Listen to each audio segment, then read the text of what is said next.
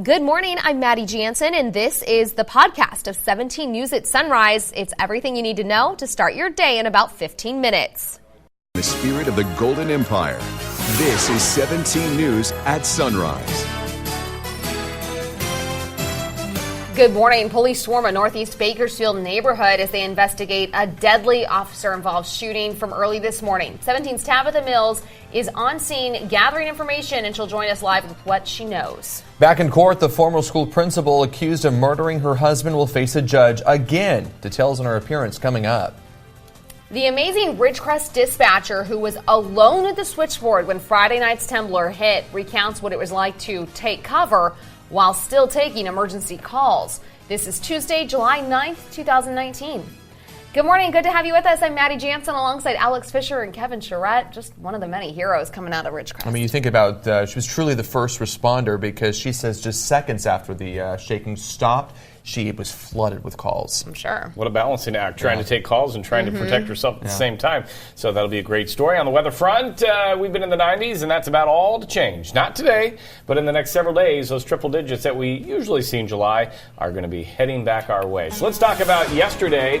If you were out and about, our high temperature was in the 90s, 92 degrees. I would say that's fairly comfortable. Our record yesterday was 114, and that was back in 1905, so not even close to the record. Still warm at 92. Currently, we're at 64 in Bakersfield with a light wind out of the north at 3 miles per hour. As we take a look at the temperatures throughout the day, we'll be right in the 70s by 9, and then this afternoon, expecting temperatures to be right near 94. Tehachapi, you're at 54 right now. You have a west-northwest wind at 5 as we take a look at the temperatures throughout the day here. By 9 a.m., upper 60s and then upper 70s as we progress into the afternoon.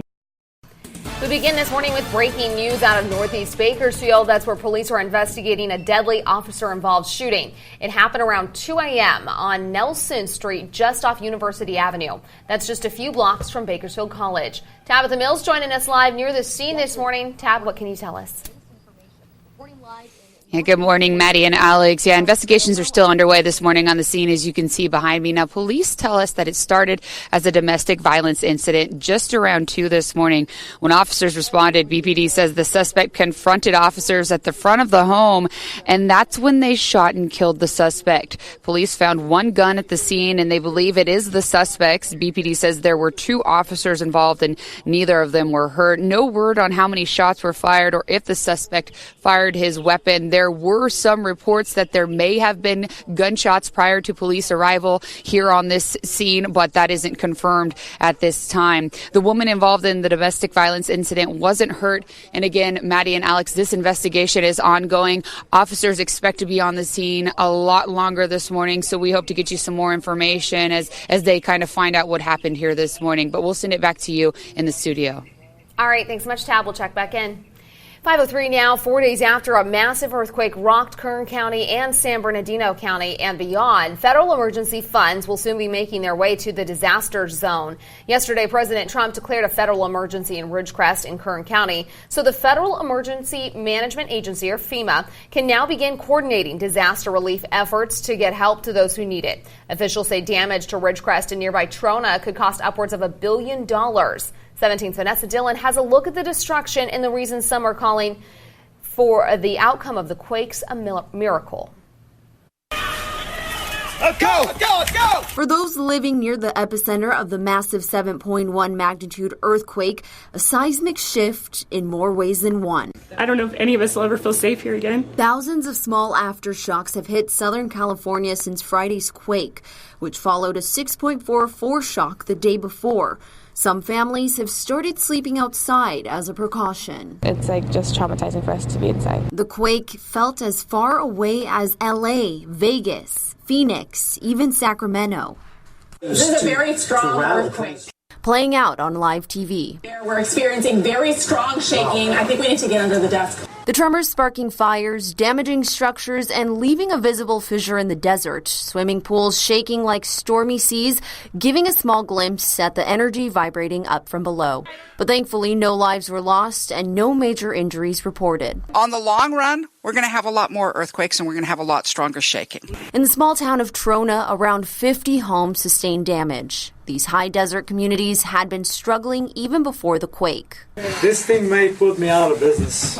Now, some are looking to rebuild and hoping this won't prove to be a lasting setback. Any time that we can, go through a 7-point earthquake and we do not report a fatality, a major injury, do not suffer structural damage that was significant, I want to say that's a blessing and a miracle. That was Vanessa Dillon reporting. As recovery efforts in the desert continue, this morning we're hearing from the 911 dispatcher in Ridgecrest who was alone at the switchboard when Friday's big quake hit. I was on a phone call at the time for medical aid, and I ran to the doorway with the phone still attached because our phone has a 10-foot cord, and held on basically, everything shaking around us. As soon as the shaking stopped, immediately the phone started ringing. Call after call after call and multiple lines ringing at the same time. So it was pretty hectic. Samantha Aston says other people in the building rushed over to help answer 911 calls, adding some of the calls were transferred to County Fire. The Board of Supervisors is holding a special meeting to ratify an emergency proclamation. The proclamation was made on July 4th and opened the door to federal and state assistance in the disaster. Supervisors are expected to approve a resolution supporting the proclamation. The meeting is set for 2 o'clock this afternoon in the board chambers. It is 5:06 now, and the search is on for a pair of men who robbed an Oildale bank. It happened just before 2 yesterday at this Chase Bank on North Chester Avenue. This one right here. KCSO says the suspect met up with another man outside the bank and both got away on foot. It's unclear how much money was stolen. The sheriff's office released this surveillance picture of one of the suspects. KCSO says this man gave a note to the bank teller and demanded money. The teller didn't see a weapon and no one was hurt. If you see him, you're asked to call 911. The former school principal accused of killing her husband is due back in court this morning. Leslie Chance is accused of killing her husband, Todd, back in 2013. Last month, the judge declared a mistrial before the trial even started because of a conflict the defense team presented. Last week, Chance returned to court to have a new trial scheduled and be assigned a new defense attorney. But the hearing was pushed back to today. Chance faces the possibility of being sentenced to life without parole if she's found guilty of murder. 5:07 now, and we want to bring you a message about our programming. If you know someone with DirecTV or AT&T U-verse, they may not be getting our channel. That's because of an agreement that has not been reached between our parent company, Nexstar, and AT&T. You're asked to contact 1-800-531-5000 and urge your provider not to drop KGT programming, which includes local news and shows like Sunday Night Football, This Is Us, and The Voice. And we frequently remind you, now you can remind your friends who may not have our signal right now to follow us on all of our social media pages, Facebook, Twitter, and Instagram, to get more details on all of our top stories and extra content that's not in our newscasts. Also, be sure you and those friends have our KGT mobile app as well to receive the latest breaking news and weather alerts sent directly to your phone. Welcome back. It is 5:17, and in your 17 Health Watch, many Americans have chosen to eliminate grain from their diets, but now a new study shows Americans aren't eating enough whole grains. The study shows whole grains account for about 16% of total grain intake among adults. That's far short of the recommended minimum of 50%. Older adults, women, whites, and people with higher incomes consume the most whole grains. Whole grain intake has increased slightly since 2005, but health experts say more improvements are needed. If you're a new or expecting mom, you know about the struggle to keep everything clean and sanitized for a newborn, especially pacifiers. As Tori Dunnan shows us, one Florida mom's personal experience led her to the path of innovation.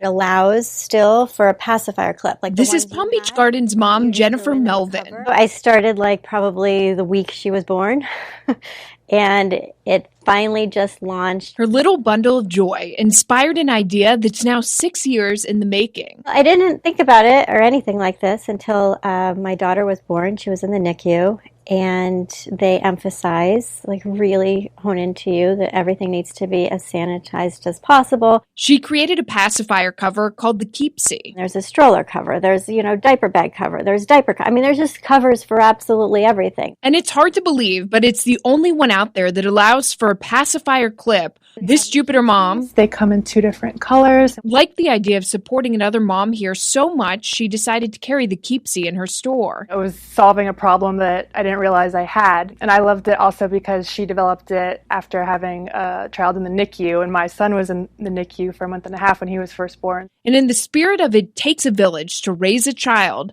Jennifer created a focus group of 40 local moms for feedback. And it's gotten bigger, faster than I ever could have anticipated. And Melvin says the Keepsy also fits the Wubbanub pacifier, which many moms know about to a certain degree. Welcome back, and a heads up if you're a parent with young kids, Disney is pulling a popular new toy off store shelves. Disney has recalled nearly 80,000 Forky 11-inch plush toys. The stuffed toy is based on the Forky character in Disney Pixar's Toy Story 4, but it has eyes that can detach, which poses as a choking hazard to young children. The Forky toy was sold for about $20 at Disney stores nationwide, Disney theme parks, online at shopdisney.com, and through the Disney store on Amazon from April 2019 through June 2019. So far, no injuries have been reported. You're asked to take the toy away from children and return it to any Disney retail store or Disney theme park for a full refund.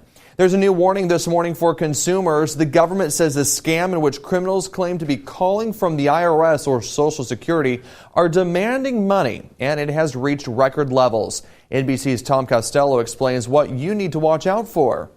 The scam often starts with a robocall. We have received suspicious trails of information in your name. When Julianne Stafford Googled the number, it came back as Social Security, so she called. And the person on the other end already knew her Social Security number and address, then said fraudulent bank accounts have been opened in her name. You're so scared in that moment that they're saying you're going to go to federal prison, that you're like, oh my God, no.